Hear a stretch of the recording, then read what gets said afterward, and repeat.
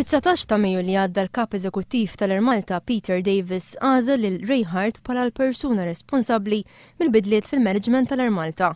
11 jum biss wara l-ħatra ta' Hart, female interna mingħajr ma tqal xejn fil-pubbliku, l-impjegati ġew informati li Neil Anderson intgħażel biex joħsib is-settur ta' riżorsi umani tal-Air Malta.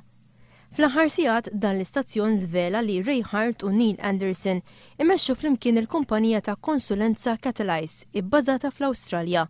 Peter Davis huwa ħabib personali ta' Hart u Anderson u huwa wieħed minn 7 persuni magħżula mill-kumpanija tagħhom biex jgħaddi kummenti ta' tifħir dwar din l-istess kumpanija.